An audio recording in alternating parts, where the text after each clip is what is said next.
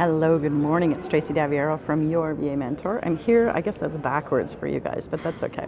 I'm here doing our live early today because I am at a workshop with my business coach and a bunch of other people. We're doing an intensive workshop.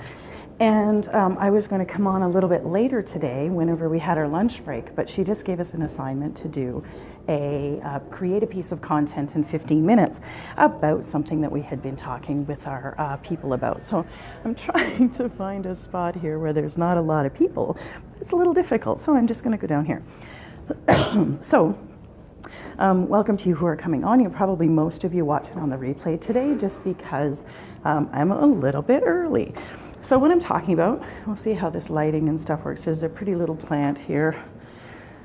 Oh, maybe we're not going to look that good. We'll just stand in front of our brick wall. So anyway, I wanted to talk to you today about niche markets. And so, oh, I should have got in place before I got all settled for you here. So anyway, hey, how's it going? So I want to talk about niche markets. This is a suggested topic from one of the entrepreneurs that is here with me, that she suggested would be a good topic for me to talk about. So niche markets is something, and I call it target market. Lots of people talk about different ways to find clients and that kind of thing. One of the things that I think is really important is to find groups of people. I'm like huffing and puffing, so not really, just a little bit, but so find large groups of potential clients. And so that's really what I consider to be a niche market. I was describing how for my business, when I was growing my VA business, that I would travel to conferences where there were 300 people in the room. They were all being taught by the same coach or several coaches. And so they would all be there, and it could be 300, it could be 50, it could be 100, whatever it is for you. And so they would all be in there. They would all be learning the same things. They would all be, using the same strategies in their business. They would all require the same services, and they were all sort of moving in the same direction. Maybe they were even being taught to use the same system. I know that one of the conferences I went to, everybody was being, sort of pushed into using Infusionsoft. This was years ago, 2010. And so what that did for me was that I was one of, very few VAs in the room. And so I would get shout outs all the time.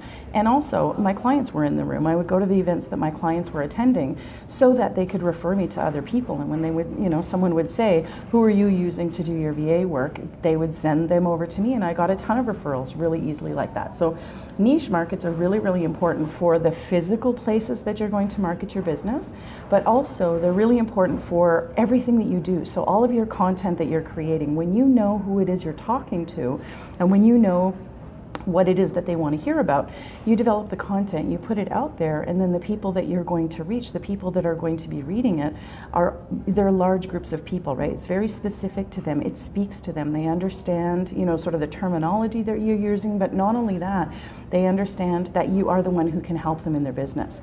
So it's really helpful with content creation. It's really helpful with, deciding where you're going to go. I did used to spend a lot of money going to conferences, I have to be honest, when I was growing my VA business, but it was really good for me. Like if some conferences, probably on average, I would spend about $1,500, right?